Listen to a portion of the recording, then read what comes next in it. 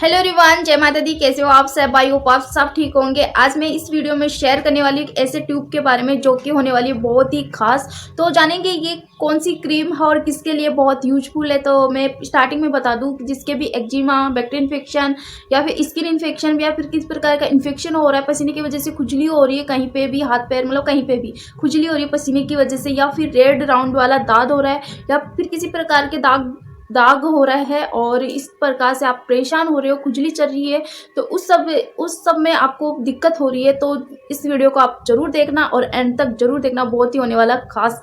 ठीक है, तो कौन सी है वो क्रीम जानेंगे इस वीडियो में। तो चलो स्टार्ट कर लेते हैं कि भाई कौन सी क्रीम है। स्टार्ट करने से पहले छोटी सी रिक्वेस्ट आप लोगों से, जो भी नए हैं ना, तो प्लीज़ सब्सक्राइब कर लीजिएगा। तो देख लेते हैं कौन सी है वो क्रीम। तो जानेंगे उस क्रीम का नाम। और देखिए इस तरह की है क्रीम्स है और इस तरीके ये ट्यूब है।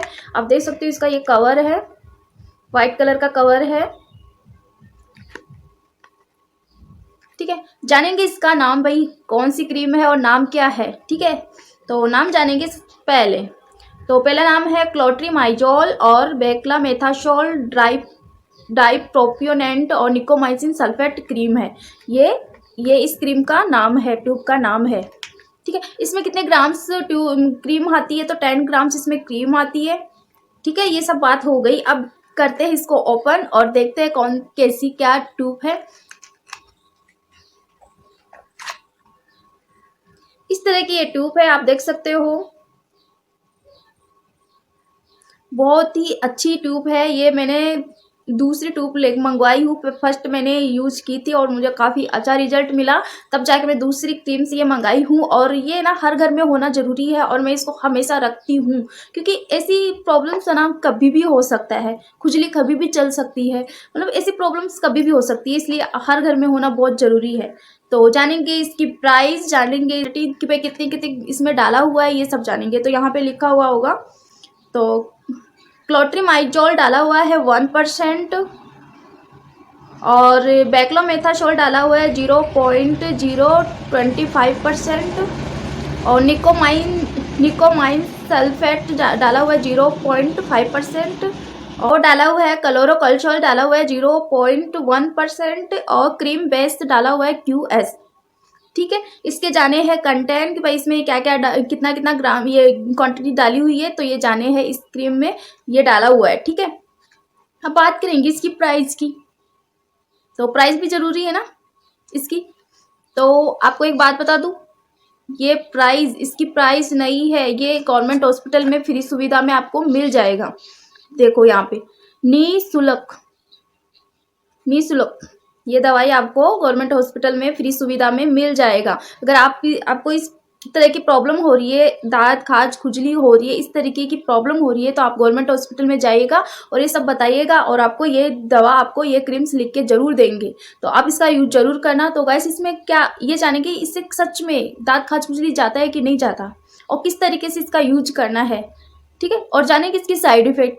ठीक है, तो ये सब तो हम जान लिए और ये सब थी इसमें। और बच्चों से इसको दूर रखना, इस क्रीम को, और ठीक है बच्चों से दूर रखना, इधर लिखा हुआ है। और इसको ऐसी जगह पे रखना है, यहाँ पे ज़्यादा ठंडा भी ना हो, ज़्यादा गर्म भी ना हो, ऐसी जगह पे रखना है इसको। ठीक है, ये सब बात हो गई इसकी। और अब जानेंगे गाइस इसको लगाना किस तरीके से है जब आपको इस तरीके की प्रॉब्लम हो रही है ना। और ये जरूरी नहीं है गाइस, क्योंकि आपको कहीं पे भी आपको खुजली चल सकती है, हाथ पैर कहीं पे भी, ठीक है, जांघों के बीच में भी आपको खुजली चल सकती है, तो आप उस जगह पे भी, उस एरिया पे भी आप इस क्रीम का यूज कर सकते हो।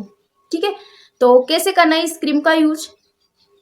हाथ पैर में आपको खुजली में 2 बार नहाना है। और कौन से साबुन से नहाना है? डिटॉल साबुन से। अगर डिटॉल साबुन ना मिले तो नीम का पानी उबालना है और नीम के पानी से नहाना है और नहाना है, और धोए हुए कपड़े ही पहनना है। आप एक बार नहा लिए तो वही कपड़े सुबह वाले नहीं पहनना है, धोए हुए कपड़े पहनने हैं, चाहे वो अंडरवेयर हो या चाहे ऊपर के कपड़े हो। ठीक है, अगर आपको उस जगह पे प्रॉब्लम हो रही है, प्राइवेट पार्ट्स पे प्रॉब्लम हो रही है, तो आपको 2 बार ही नहाना है और 2 बार ही वो चेंज करना है। ठीक है, ये सब हो गई बात। और इस क्रीम को कब लगाना है? जब आप उस जगह को, एरिया को क्लीन कर लीजिएगा, अच्छे से क्लीन करना है जब इस क्रीम को लगाओगे तो, और ड्राई कर लेना है, उसको सुखा लेना है। फिर अगर सूखने के बाद फिर बाद में इस क्रीम का यूज करना है। यूज करने के बाद आपको घूमना फिरना नहीं है। घूमोगे फिरोगे तो क्या होगा, आपकी वो निकल जाएगी, ये क्रीम से पूछ जाएगी, हट जाएगी। ठीक है, तो आपको धूल मिट्टी में बिल्कुल नहीं घूमना है और उस एरिया को ठंड ऐसी जगह पे सोना है आपको जहाँ पे उसको हवा लग सके। समझ रहे हो? चाहे आपको हाथ पैर में हो रही है, चाहे कहीं पे भी हो रही है, तो आपको ऐसी जगह पे सोना है जहाँ पे आपको हवा लग सके। ये बात हो गई।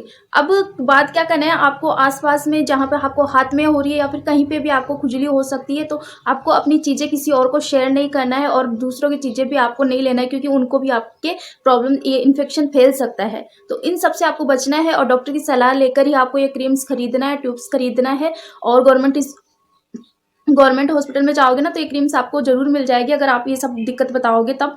और बात कर लेते हैं गाइस, जब ये सब हो गए, ये सब में आपको काफ़ी आराम मिल जाएगा अगर आप इस तरीके से रूल फॉलो करोगे तो। और गाइस अब ये बात कर लेते हैं कि इसके साइड इफेक्ट की बात कर लेते हैं, इससे साइड इफेक्ट तो गाइस हाँ, इससे साइड इफेक्ट भी हो सकता है। अगर इस तरीके की प्रॉब्लम आए ना साइड इफेक्ट में, जब आप खुजली पे लगा रहे हो और उससे और भी ज़्यादा खुजली चल रही है या फिर चक्कर आ रहे हैं, फिर या वो उल्टी आ रही है, मतलब इस तरीके से सर घूम रहा है, तो आपको इस क्रीम को लगाना बंद कर देना है और डॉक्टर की सलाह लेकर ही इस क्रीम का यूज करना है। अगर ये सब प्रॉब्लम आ रही है तो डॉक्टर को पूछना है और ये पूछ के और फिर बाद में इस क्रीम को लगाना तुरंत बंद करना है। तो गाइस ये मेरा वीडियो थोड़ा सा भी पसंद आया होगा ना तो प्लीज़ लाइक शेयर और कमेंट जरूर करिएगा। तो गाइस आज के लिए इतना ही काफ़ी, मिलते हैं नेक्स्ट वीडियो में, तो तब तक के लिए बाय।